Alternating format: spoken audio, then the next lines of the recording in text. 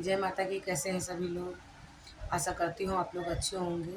आज मैं आप लोगों को बताती हूँ कि पंचोपचार पूजन किस प्रकार से किया जाता है। आज मैं आपको बताऊंगी कि पंचोपचार पूजन किस प्रकार से किया जाता है। और पंचोपचार पूजन ये होता है कि जिसके बिना कोई भी पूजा आपकी सफल नहीं मानी जाती है, क्योंकि जब तक आप पंचोपचार पूजन नहीं करेंगे तब तक आप किसी पूजा की, किसी मंत्र जाप की, किसी साधना की शुरुआत नहीं कर सकते हैं। ठीक है। और अगर आप लोग मेरे चैनल पर नए आए हो तो प्लीज़ चैनल को सब्सक्राइब जरूर करें, लाइक करें, बेल आइकन को प्रेस करें, जिससे कि कोई भी अगर मैं वीडियो अपलोड करती हूँ या लाइव आती हूँ तो आप लोगों तक नोटिफिकेशन पहुँच जाए। चलिए मैं बताती हूँ पंचोपचार पूजन किस तरीके से होता है। पंचोपचार पूजन करने के लिए आप एक पाटा लीजिए, एक बड़ी सी चौकी टाइप की लीजिए। बहुत बड़ी नहीं, बहुत छोटी नहीं, नॉर्मल चरकोर से छोटी छोटी सी चौकियाँ आती हैं, उनको लीजिए। उस पर एक लाल कलर का कपड़ा बिछाइए। उनमें 4 कटोरियाँ रखिए, छोटी छोटी सी 4 कटोरी रखें। और 4 कटोरी रखने के बाद एक कटोरी में आप अक्षत रखें, एक कटोरी में आप प्रसाद रखें, और एक कटोरी को आप खाली रखें, और एक कटोरी में आप जल भर के रखें। फिर से समझ लेना, एक कटोरी खाली रखनी है, एक में जल भर के रखना है, एक में अक्षत रखने हैं, और एक में प्रसाद रखना है। 4 कटोरियाँ रखें। फिर एक अलग से जल भर के लोटा भी रख लें, जिससे कि अगर आप संकल्प वगैरह लेंगे तो आप उसमें से संकल्प वगैरह ले सकते हैं। उस जल से पानी अपने हाथ में लेकर संकल्प वगैरह ले सकते हैं। क्योंकि ये पंचोपचार पूजन विधि की वीडियो है तो ये थोड़ी लंबी जाएगी, लेकिन अगर आपको पूरी जानकारी चाहिए तो आपको ये देखनी पड़ेगी।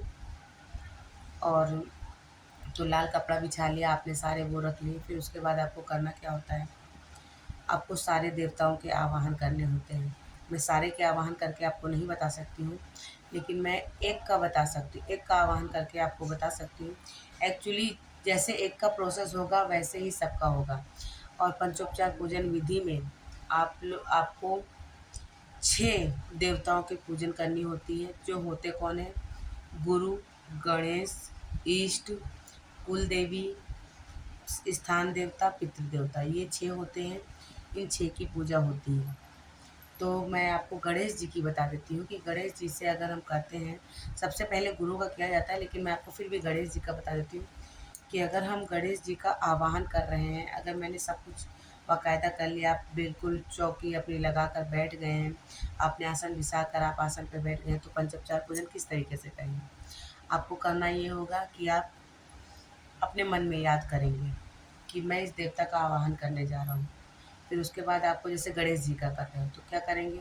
ओम श्री गणेशाय नमः।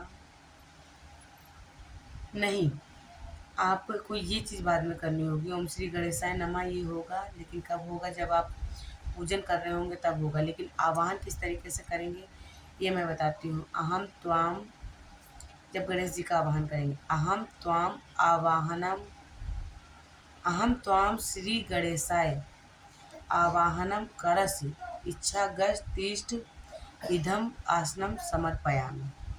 अगर आपको ये नहीं बोलते बन रहा है तो आप हिंदी में भी बोल सकते हैं कि हे गणेश जी, गजानन महाराज, मैं आपको बुला रहा हूँ, मैं आपका आवाहन कर रहा हूँ, आप आके अपना आसन ग्रहण कीजिए और यहाँ पर विराजमान हुई। आप ऐसे भी बोल सकते हैं, लेकिन संस्कृत में इसी तरीके से बोला जाता है।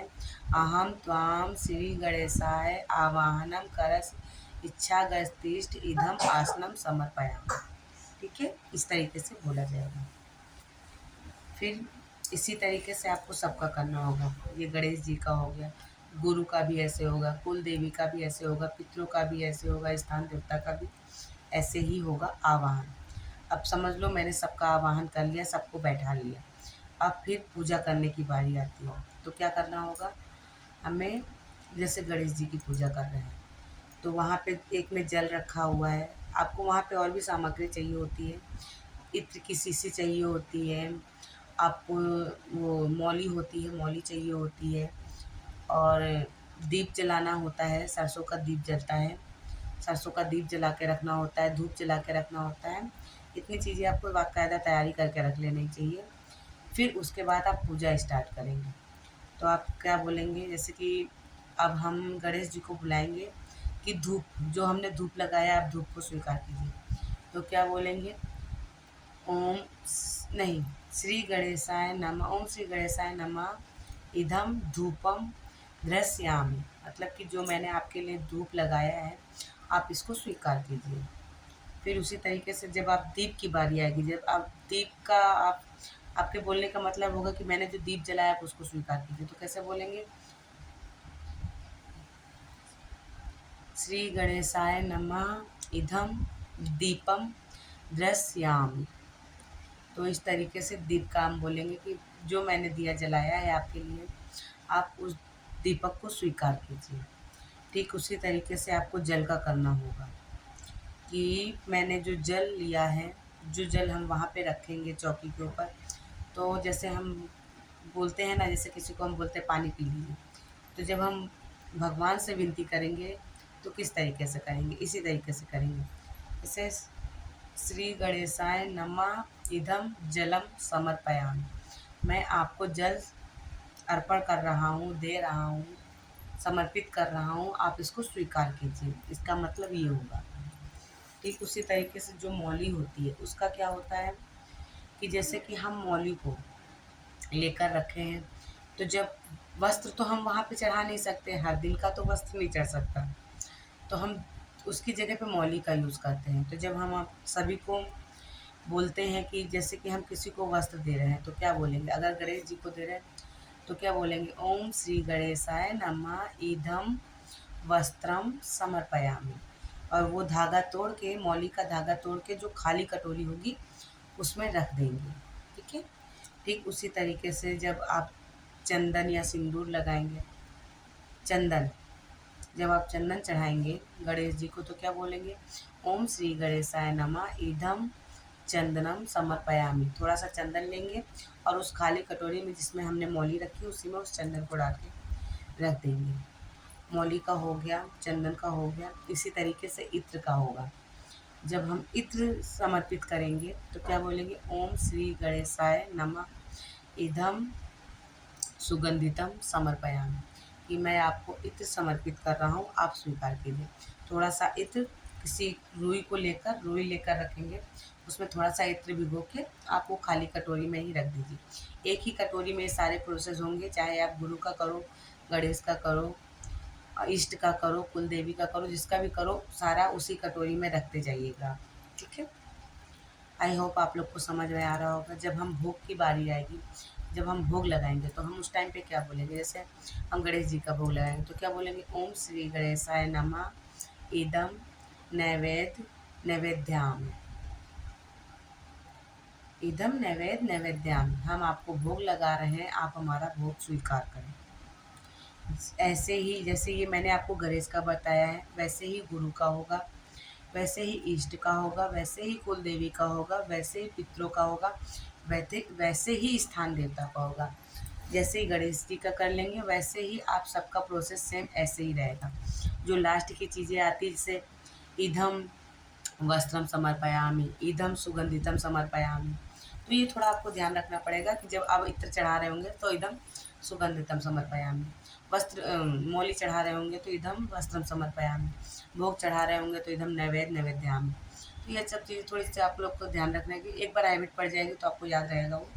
इसी तरीके से 6 देवताओं का पूजन कर लेंगे। उसके बाद हम अपने हाथ में चावल लेंगे, पानी लेंगे और फिर हम संकल्प लेंगे। हम जिस भी मंत्र का जाप करने जा रहे होंगे, उस मंत्र का जाप करने के लिए संकल्प लेंगे, या आप कोई साधना वगैरह कर रहे होंगे तो भी आपको पानी और अक्षत लेकर ही आपको उसका करना पड़ेगा। मतलब कि पानी और अक्षत लेकर ही आपको संकल्प लेना पड़ेगा कि हम कितने दिन का करेंगे। और आपने चावल भी अगर कटोरी में रखा है तो उसका भी आपको बोलना रहेगा, रखा है क्या, आपको चावल रखना ही पड़ेगा। तो उसमें भी यही होगा। जैसे कि गणेश जी का है अक्षत, हम अक्षत बोल रहे हैं कि हम अक्षत चढ़ा रहे हैं गणेश जी को, तो क्या बोलेंगे? ओम श्री गणेशाय नमः इदम अक्षतम समर्पयामि। आई होप कि आप लोगों को समझ में आया होगा। और अगर आपको पंचोपचार पूजन विधि समझ में आई हो तो इसी तरीके से गुरु का, गणेश का, सभी का इसी तरीके से होगा। आप लोग बाकायदा कीजिए, और अगर वीडियो अच्छी लगे तो सब्सक्राइब ज़रूर करें। जय माता की, हर हर महादेव।